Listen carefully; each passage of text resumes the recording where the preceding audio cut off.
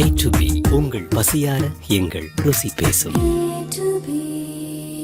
Chanakya international academy உங்களுக்குள் இருக்கும் தலைவரை வெளிக்கொண்டு வரும் பியூர் பாலிடிக்ஸ் பயிற்சி பட்டறை. நேரடி மற்றும் இணைய வழி. கான்டாக்ட் 7338824242.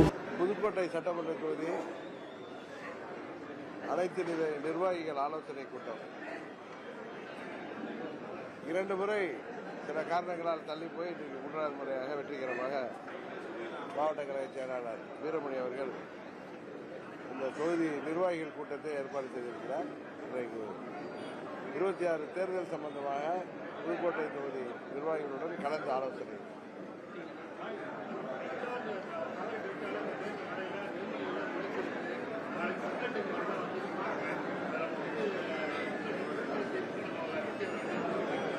என்னங்க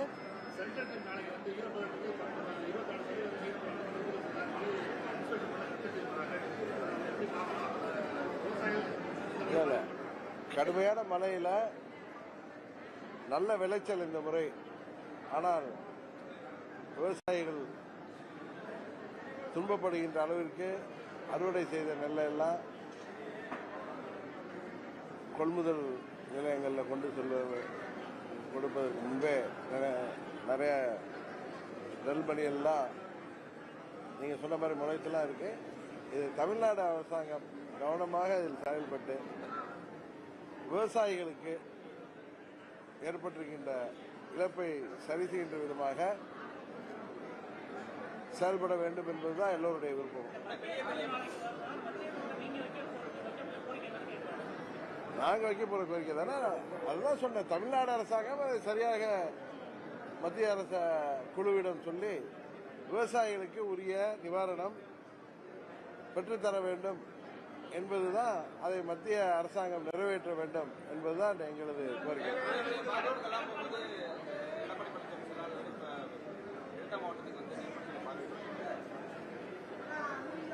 சரி, அண்ணா பழனிசாமி தேர்தல் நேரத்தில் அங்கெல்லாம் வர்றாருல, அவர் கஜா புயலப்ப எப்படி நடந்துட்டாரு எல்லாருக்கும் தெரியும். பட் இந்த முறை அவர் வந்து சென்றது மகிழ்ச்சி தான்.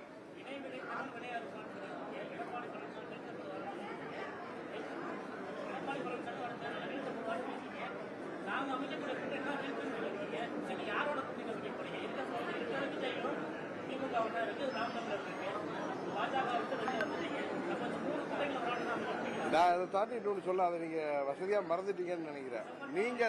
நீங்கள் எதிர்பாராத விதமாக புதிய கூட்டணி உருவாகவும் வாய்ப்பு இருக்குதுன்னு சொன்னேன். நீங்க கூட அதை சொல்லுங்க. நீங்க இப்ப ஒரு கூட்டணியில 2 கூட்டணியில கட்சிகள் இருக்கு. 3வது விஜய் தலைமையில கூட்டணி உருவாகலாம். அதுபோல ஸ்ரீமான் அவர்கள் தனித்து போட்டிடுறாரு. தமிழ்நாட்டில் உள்ள கட்சிகள் நீங்கள் எதிர்பாராத விதமாக கூட்டணிகள் மாற வாய்ப்பு இருக்கிறது. அதற்கான வாய்ப்பு இந்த தேர்தலில் இருக்குன்னு சொல்றேன். நான் எந்த கூட்டணியும் உடையும் அப்படின்லாம் நான் ஜோதிடம் சொல்லல. நீங்கள் எதிர்பாராத விதமாக, நீங்கள் கணிக்க முடியாத அளவுக்கு புதிய கூட்டணிகள் உருவாகும். அதை நீங்க எப்படி ரீட் பண்ணிக்கிறீங்களோ பண்ணீங்க.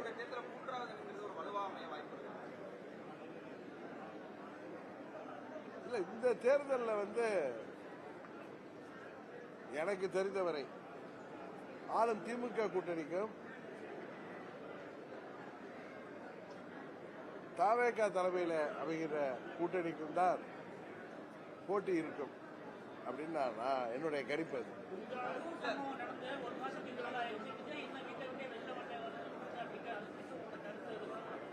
இல்ல, அவர்கள் எல்லாருமே புதியவர்கள் அரசியலுக்கு.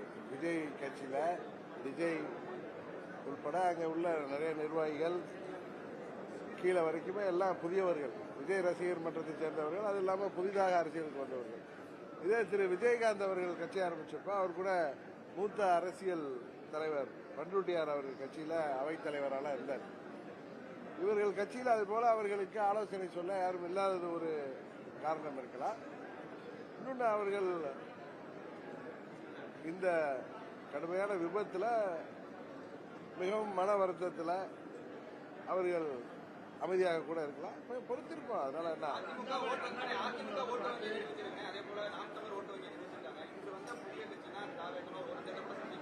அவங்க தலைமையில இருக்க சொல்றதெல்லாம் கரெக்டு தான், புதிய கட்சி தான். இன்றைக்கு அம்மா அவர்கள் மறைவிற்கு பிறகு, கலைஞர் அவர்கள் மறைவிற்கு பிறகு திரு ஸ்டாலின் அவர்கள் திமுகவின் அடுத்த தலைவராக தன்னை நிலைநிறுத்திக் கொண்டிருக்கிறார். ஆனால் அந்த அம்மா அவர்கள் மறைவிற்கு பிறகு புரட்சி தலைவர் ஆரம்பித்த கட்சி இன்றைக்கு கட்சியின் பெயரே சொல்ல முடியாத அளவுக்கு அந்த கட்சி இன்றைக்கு அதிமுகங்கிறதே இல்லைங்கிற அளவுக்கு அதன் அடிப்படை சட்ட திட்டங்களையே மாற்றி எடப்பாடி திமுகவாக பழனிசாமி மாற்றிருக்கார். அம்மா அவர்கள் மறைவுக்கு பிறகு அவரிடம் கொடுக்கப்பட்ட 4.5 ஆண்டு ஆட்சியில் அவருடைய தவறான செயல்பாடுகளால் ஆட்சியை இழந்திருக்கிறார். இன்னும் அரசியல் ரீதியாக தான் மட்டும் வாழ்ந்தால் போதும் என்று எல்லோரையும் அவர் புறந்தள்ளிவிட்டு இரட்டை இலை இருக்கிறது என்கிற ஒரு குருட்டு நம்பிக்கையில தன்னை முதன்மைப்படுத்திக் கொண்டு புரட்சி தமிழன் எல்லாம் பெயர் சூட்டிக் கொண்டு அவர் செயல்படுவது அவரது அனுபவம் அரசியல் நீண்ட நாள் அரசியல் இருந்தாலும் முதிர்ச்சியின்மையை தான் காமிக்குது. அதனாலதான் சொல்றேன், விஜய் அவர்கள் ஒரு திரு ரஜினிகாந்த் மாதிரி ஒரு உச்சபட்ச நடிகர், சூப்பர் ஸ்டார். அவர் 30 ஆண்டுகள் சினிமாவில் ஒருத்தர் சூப்பர் ஸ்டாராகவே தன்னை நிலைநிறுத்திக் கொள்வதுங்கிறது சாதாரண விஷயம் இல்லை. எப்படி அரசியலோ அதுபோல தான் சினிமாவும் ரொம்ப கடினமான ஒரு துறை. அரசியலில் நீங்க ஒவ்வொரு நாளும் நீங்க உங்களுடைய செயல்பாடு இல்லைன்னா காணப்படும். ஒவ்வொரு தேர்தலிலும் அந்த கட்சியோ அந்த மனிதர்களோ சோபிக்கவில்லை என்றால் நீங்க அவங்களை கண்டுக்கவே மாட்டீங்க. அதுபோலதான் சினிமாவும் எத்தனையோ சூப்பர் ஹிட் கொடுத்த நடிகர்கள்லாம் காணாமல் போன இடத்துல இன்றைக்கு 50 ஆண்டுகளை தாண்டி திரு ரஜினிகாந்த், திரு கமல் அவர்கள் எல்லாம் இன்றைக்கும் அவர்கள் தான் உச்சபட்சத்தில் இருக்காங்க. அதுபோல திரு விஜய் அவர்கள், அஜித் அவர்கள் அதற்கு அடுத்த கட்டமாக எப்படி எம்ஜிஆர் சிவாஜிக்கு அப்புறம் ரஜினி கமல் வந்த மாதிரி இன்னைக்கு விஜய் அஜித் வந்திருக்காங்க.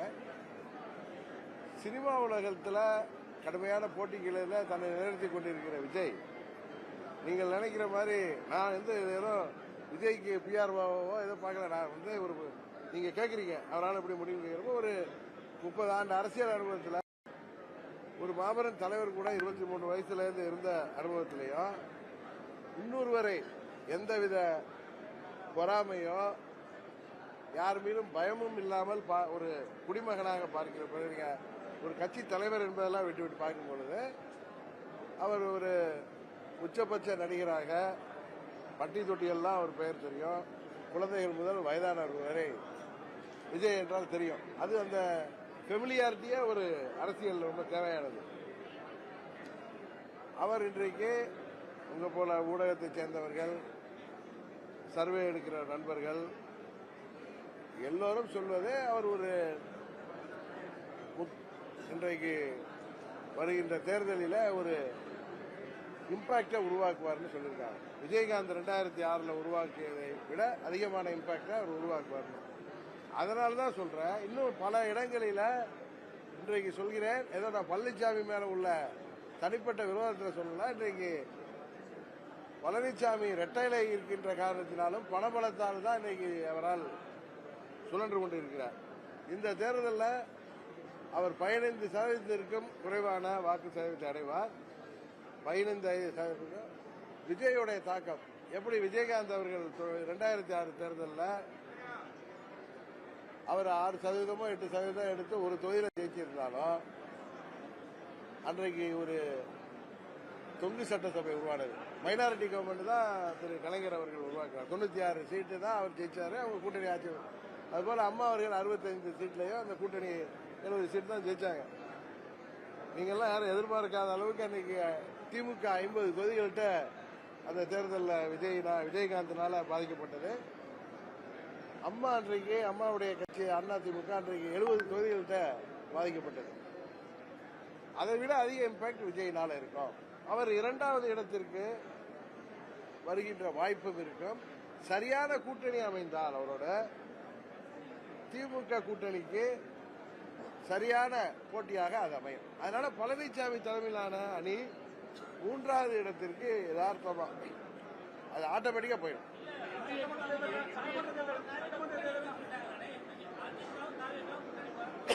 யார் சொல்றாங்க? அது எடப்பாடி கொடியை காமிக்கலாங்க. விஜய் வந்து ஒரு சூப்பர் ஸ்டாரா அவர் வருமானத்தெல்லாம் திரையுலகத்தில் சூப்பர் ஸ்டாரா இருக்கிறப்பயே அவர் வந்து தமிழ்நாட்டு மக்களுக்கு மாற்றத்தை உருவாக்கணும்னு தான் அவர் கட்சியை ஆரம்பிச்சிருக்காரு. விஜய் தன் தலைமையில தான் கூட்டணி அமையின்னு 2 மாநாடுகள்லையும் சொல்லியிருக்காரு. இன்னொன்று அவருடைய கொள்கை எதிரியாக பாஜகவையும் அரசியல் எதிரியாக திமுகவை சொல்லியிருக்காரு. அப்பெல்லாம் நீங்க கேட்டீங்க பழனிசாமி பத்தி ஒன்று தாக்கி பேசுறேன்னா அதுக்கு தான் இன்றைக்கு மதுரை மாநாட்டிலையும் பதில் சொல்லியிருக்காரு. அவருக்கு என்ன பழனிசாமியை பத்தி தெரியாதா? திரையுலகில் எத்தனையோ சவால்களை சமாளித்து வந்தவர். பழனிசாமி துரோகத்திற்கு பெயர் பெற்றவர். விஜய் தலைமையிலான கூட்டணியில பழனிசாமியை சேர்த்துக் கொள்வதற்கே விஜய் யோசிப்பார். ஏன்னா பழனிசாமி எப்பொழுதுமே அந்த அமாவாசை வேலை தான் பார்ப்பார். யாருங்க அது நீங்க தான் சொல்றீங்க காரணம் இருந்தாலும் அது விஜய் ஒண்ணு இல்ல. அவங்க கட்சிக்காரர்கள் வந்து யாரோ உங்கள்கிட்ட சொல்றதெல்லாம் நீங்க நம்பிட்டு இருக்காதீங்க. அந்த கட்சி அந்த சொல்றவங்க கட்சி தொண்டர்கள் விஜய் முதலமைச்சர் வேட்பாளராக ஏற்றுக்கொள்வதில் தான் அவர்கள் விரும்புவார்களே தவிர பழனிசாமியை துரோகத்திற்கே பெயர் போன பழனிசாமியை போய் ஆதரித்து அவர் தலைமையின் கீழ் விஜய் செல்வதால தேர்தல் முடிஞ்சது சொல்லுவாங்களே சாப்பிட்டு கை காயறதுக்குள்ளார துரோகம் பண்ற மாதிரி இதுவரை ஆட்சியில் அமர்த்தியவர்கள், ஆட்சி தொடர காரணமானவர்கள், 4.5 ஆண்டு ஆட்சியை காப்பாற்றியவர்கள் எல்லோருக்கும் துரோகம் செய்த பழனிசாமி விஜய்க்கு துரோகம் செய்வார் என்பது விஜய்க்கு தெரியாது. அவன் சின்ன பிள்ளையா. அதனால உறுதியாக அவர் பழனிசாமியின் தலைமையை ஏற்று கூட்டணிக்கு செல்ல வாய்ப்பில்லை. பழனிசாமி தான் தன்னால் இந்த தேர்தலில் வெற்றி பெற முடியாது என்பதை உணர்ந்து விஜய் தலைமையை ஏற்று கூட்டணி செல்வதற்கு வேண்டுமானால் வாய்ப்பு இருக்கு. அதனாலதான் அந்த முன்னாள் அமைச்சர்கள் பேசுறாங்க. அவர்கள் இன்னொன்று விஷயம் சொல்றாங்க, அது சிரிப்பா தான் இருந்துச்சு. திமுக வந்து தேர்தல் முறையில் விஜய் வந்து ஜெயிக்கலைன்னா திமுக அவர்களுக்கு ட்ரபிள் கொடுக்கும், அழித்து விடுன்னு சொல்றாங்க. திமுக தலைவர் ஸ்டாலின் அவர்கள் 2021 தேர்தலுக்கு முன்னாடி என்ன சொன்னாரு? பழனிசாமி ஆட்சி ஊழல் பெருக்கெடுத்து ஓடுகிறது, அமைச்சர்கள் முதலமைச்சர்லாம் ஊழல் திளைக்கிறார்கள், முறைகேடுகள் நடந்திருக்கு. தேர்தல் வாக்குறுதியிலேயே நான் வந்து தனி நீதிமன்றம் அமைத்து அவர்கள் அத்தனை பேரும் சட்டத்தின் முன் தண்டிக்கப்படுவார்கள். கொடநாடு கொலை கொள்ளை வழக்கில் சம்பந்தப்பட்டவர்கள் யாரா இருந்தாலும் நாளைக்கு பிடிச்சிருவோம், நாளானைக்கு பிடிச்சிருவோம் சட்டமன்றத்தில் சொன்னார். அவர்களையே மக்கள் வரிப்பணத்தை ருசித்தவர்களையே அந்த ருசி கண்ட பூனைகளையே அவர் இன்றைய வரைக்கும் ஒன்றும் செய்யல. விஜய் புதிதாக அரசியலுக்கு வந்து சினிமாவில் இருந்து திரையுலகத்திலிருந்து வந்தவரை இவரால் என்ன பண்ணிட முடியும்? சும்மா அவர்கள் வந்து தங்கள் கூட்டணிக்கு வர வைக்க வேண்டும் என்பதற்காக சிறுபிள்ளைத்தனமாக செயல்பட்டுக் கொண்டிருக்கிறார்கள். நான் கவனிக்கிறவரை விஜய் அவர்கள் உஷாராக இருந்து அவர் தலைமையில் வந்தால் பழனிசாமி வந்தால் சேர்த்துக் கொள்ள வாய்ப்பு இருக்கலாம் என்றுதான் நான் நினைக்கிறேனே தவிர இதுதான் நடக்கும்.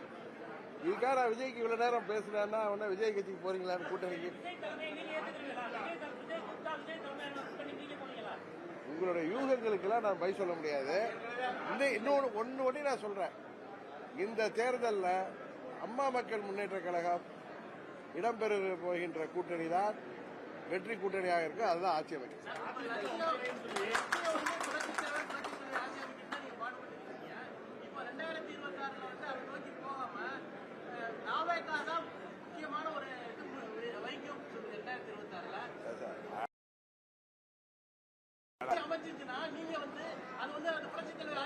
இல்ல இல்ல இல்ல இல்ல அது கிடையாது. பழனிசாமி தலைமையில் நடந்ததே ஒண்ணு அம்மாவுடைய ஆட்சியில இருந்தா நாங்க வெளியில வந்து கட்சி ஆரம்பிச்சிருக்கோம். என்னிட்ட கேள்வி கேட்டது நீங்க, விஜய் தலைமையில கூட்டணி அமையுமா? இல்ல இல்ல இல்ல விஜய் வந்து அதிமுக இல்ல இல்ல இல்ல இல்ல இல்ல உங்க கொஸ்டின் தான் நான் பதில் சொல்றேன். விஜய் வந்து அதிமுகவோட போவாரான்னு கேட்டீங்க. போறதுக்கு வாய்ப்பு இல்லை. அவருக்கு திமுகவுக்கு தான் போட்டி வரும். நீங்க புரட்சி தலைவர் ஆட்சி அமைப்ப அம்மாவுடைய ஆட்சி அமைப்பேன்னு பழனிசாமி துரோகத்தை ஏற்றுக்க முடியுமா? நீங்க என்ன பழனிசாமி ஏற்றுக்கிட்டு போக சொல்றீங்களா? இரட்டை இலை இன்றைக்கு தவறானவர் கையில் இருக்கு. அதிமுகங்கிற புரட்சி தலைவர் கட்சியே இன்றைக்கு இல்ல. அவருடைய அடிப்படை விதிகளையே தயாரித்தறிந்து விட்டு எடப்பாடி திமுக இருக்குன்னு நான் பல முறை சொல்லிட்டு இருக்கேன். அதனால இப்பொழுது புரட்சி தலைவர் ஆட்சி அமைய வேண்டும் என்றால் அம்மாவின் தொண்டர்கள் அங்க இருக்கவங்க எல்லாம் விழித்து கொண்டு சரியான முடிவு எடுத்தால் வேணா நீங்க சொல்ற வாய்ப்பு இருக்கு. தவிர அம்மா மக்கள் முன்னேற்ற கழகம் ஒன்றிய இதுக்காக கத்தி நடக்க போவது இல்லை. யதார்த்தத்தை நீங்களும் நானும் ஒற்றுக்கொள்ள வேண்டும்.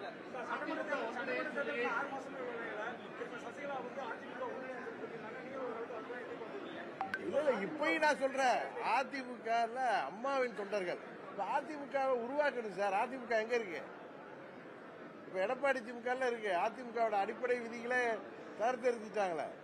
அதனால இந்த தேர்தலுக்கு பிறகு, தேர்தலுக்கு முன்பு இவர் கேட்ட கேள்வி சரி, அங்கு உள்ள தொண்டர்கள் இரட்டை இலை இருக்கு, பழனிசாமிகிட்ட பணபலம் இருக்குங்கிறதுனால அங்க தங்களை தாங்களே ஏமாற்றிக் கொண்டிருக்கிற நிர்வாகிகளும் தொண்டர்களும் விஜய் வருவாரா என்று வலிமேல் விழி வைத்து காத்திருப்பவர்கள் ஒன்று விஜய் தலைமை ஏற்று செல்ல வேண்டும். அப்பதான் அவங்க புலப்பாங்க. பழனிசாமி தலைமையில் இருக்கிறப்ப நான் சொல்றதே கூட்டணிக்கு பழனிசாமியை நம்பினார்கள். இந்த தேர்தலுக்கு பிறகு உண்மையான அண்ணா திராவிட முன்னேற்ற கழகத்தை உருவாக்குவதற்கு நாங்கள் அவர்களுக்கு உறுதுணையாக இருக்கிறோம்.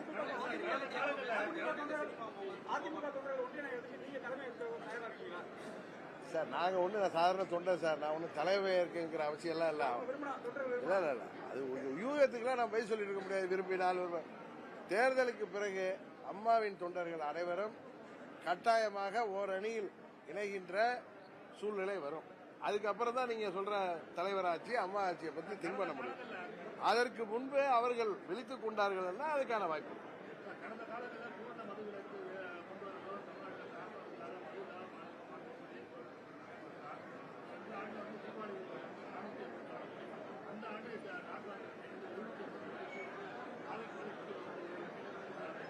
அதாவது தேர்தல் வாக்குறுதிகளை நிறைய காற்றுல பறக்க விட்டாங்களே. இப்ப நான் இப்ப சொன்னேன், பழனிசாமி ஊழல் செய்திருக்கிறார், அந்த அமைச்சர்கள்லாம் ஊழல் செய்திருக்காங்க, அவர்கள் மீதுலாம் சட்டப்படி நீதிமன்றம் அமைத்து நடவடிக்கை எடுப்போம் செய்யல. அதுபோல படிப்படியாக மதுக்கடைகளை குறைத்து மதுவிலக்கை கொண்டு வருவாங்க. அரசு ஊழியர்கள், ஆசிரியர்கள், போக்குவரத்து தொழிலாளர்கள், விவசாயிகள், மாற்றுத்திறனாளிகள், மின்சாரத்துறை ஊழியர்கள், செவிலியர்கள், மருத்துவர்கள், பகுதி நேர ஆசிரியர்கள், நான் 510 வாக்குறுதிகள்ல பல வாக்குறுதிகளை நிறைவேற்றாமல் தானே இந்த ஆட்சி போயிட்டு இருக்கு. ஆனால் இந்த ஆட்சிகள் இந்த வாக்குறுதிகள் நிறைவேற்றவில்லை என்றாலும் 24 பாராளுமன்ற தேர்தலில் தமிழ்நாட்டு மக்கள் அவர்களுக்கு தான் 39 தேதி வெற்றி வாய்ப்பை கொடுத்தார்கள். அதெல்லாம் மற்ற கட்சிகளாகிய நாம எல்லாம் என்னன்னு பார்க்கணும்னு சொல்றோம்.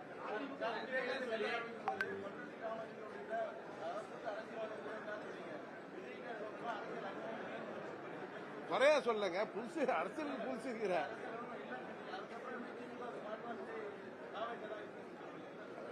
அரசியல் அனுபவம் இல்லாதனால நான் எந்த பாயிண்ட்டுக்கு போய் சொன்னா நீங்க இன்னொரு கேள்வி. அவர் என்ன சொன்னாரு, ஒரு மாதமாவதே விஜய் ஏன் வெளியில வரலன்னு கேட்டப்ப நான் சொன்னேன், அவருக்கும் அவரை சுற்றி உள்ளவர்களுக்கும் எல்லாம் அரசியலுக்கு புதியவர்கள். இது மாதிரி ஒரு விபத்து அவர்கள் கூட்டத்தில் நடந்ததுனால அதுல அந்த பாதிப்பு இன்னும் அதுல இருந்து மீண்டு வராம இருக்கலாம்.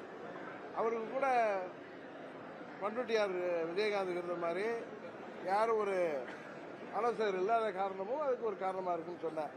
அதற்கும் தேர்தல் அவர்கள் போட்டியிடும் பொழுது அவர்கள் கூட்டணி அமைக்கின்ற பட்சத்தில் அனுபவம் மிக்கவர்கள் கட்சிகள் அவரோட சேருகின்ற பட்சத்தில் அவர்கள் தொண்டர்கள் வழிநடத்தப்படலாம்ல.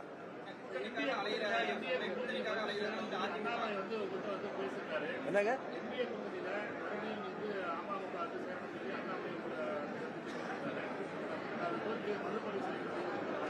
இல்ல அது பழனிசாமி, நான் தான் ஓப்பனா பல முறை சொல்லிட்டேன், கிளிப்புள்ள மாதிரி சொல்லிட்டு இருக்கேன். பழனிசாமி முதலமைச்சர் வேட்பாளராக பழனிசாமி தலைமையில என்டிஏ கூட்டணி இருக்கிற வரை அதுக்கு வாய்ப்பில்லை ராஜான்னு நான் பல முறை சொல்லிட்டு இருக்கேன்.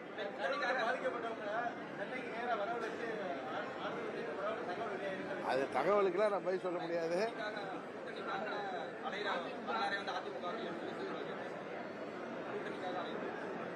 பழனிசாமி என்ன செல்வராஜுக்கு ஏதோ செலக்டிவ் அம்னீசியாவா என்னன்னு தெரியல, இல்ல டிவிலாம் பார்க்கலையா, நாட்டில் எனக்கு தெரியலையா. பழனிசாமி எங்க அவங்க கட்சிக்காரங்க கொடியை தூக்கிட்டு ஆடுறதுக்கு புலகாங்கித அடைஞ்சு பிள்ளையார் சொல்லி போட்டாச்சு, கூட்டணி உருவாச்சுன்னு தொண்டர்களையும் அவர் பழனிசாமிக்கு தெரியும் கூட்டணி விஜய் வரப்போறது இல்லைன்னு. தான் கூட இருக்கிற நிர்வாகிகளும் தொண்டர்களும் சுதந்து போயிருக்கிறதுனால அவர்கள் கையில் வைத்துக் கொள்வதற்காக இதை சொல்லிட்டு அலைகிறாரு. விஜய் அதுக்கு பை சொல்லிட்டாருன்னா அது முடிஞ்சு போயிடும்.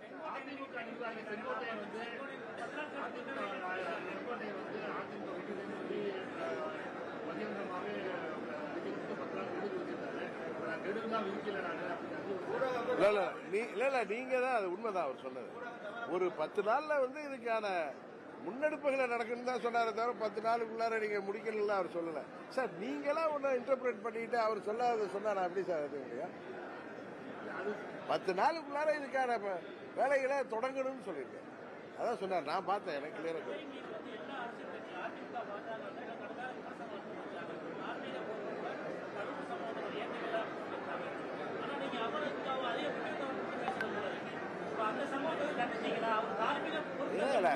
ஏன் சார் இதே திருச்சியில நான் நீங்க பத்திரிகை சொல்ல விஜய் வந்து இதுக்கு தார்மீக பொறுப்பு ஏற்கணும்.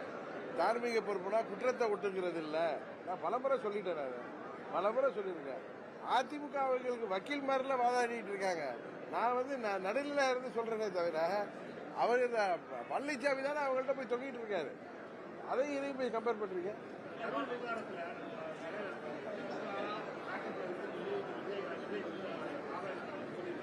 என்னங்க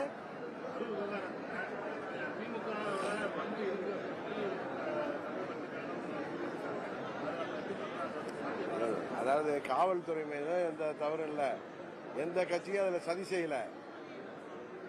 அது ஒரு கூட்ட நெரிசல்ல ஏற்பட்ட விபத்து.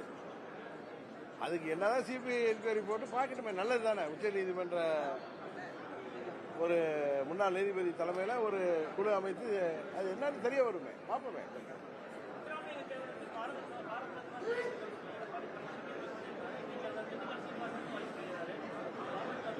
யார் இல்ல இல்ல அதாவது கடந்த 40-50 ஆண்டுகளாகவே தென் தமிழ்நாட்டு மக்களின் விருப்பம், கோரிக்கை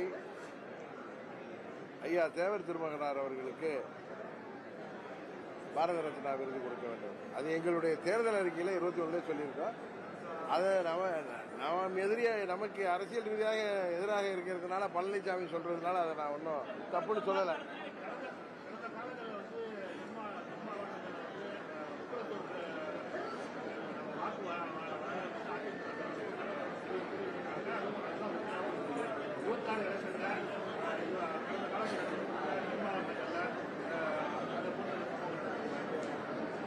இல்ல பழனிசாமி செய்த அரசியல் தவறு, இந்த 10.5% தவறுதலாக வன்னிய சொந்தங்களை ஏமாற்றுகின்ற விதமாக அறிவிச்சது தான் அவர் செய்த பொலிட்டிக்கல் பிளண்டர். அதனால தென் தமிழ்நாட்டில் 105 சமுதாய மக்கள் அவருக்கு எதிராக திரண்டு இருக்கிறார். அதுதான் உண்மை.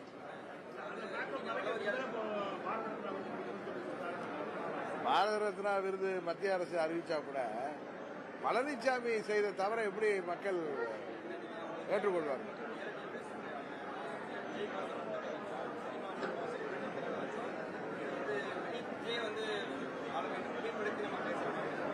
அது உங்க கருத்து. தேர்தல் மே மாசம், இப்ப நம்ம உட்கார்ந்துட்டு டிஸ்கஸ் பண்ண வேணாம். மே கடைசியில இல்ல மே மாதத்துல தேர்தல் முடிவு வந்தது எது உண்மைன்னு தெரிய வந்தது. போதுங்க.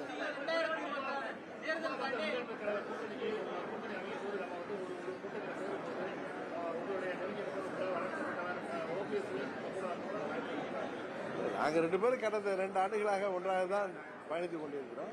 தேர்தல் நேரத்தில் உங்களுக்கு தெரிய வரும்.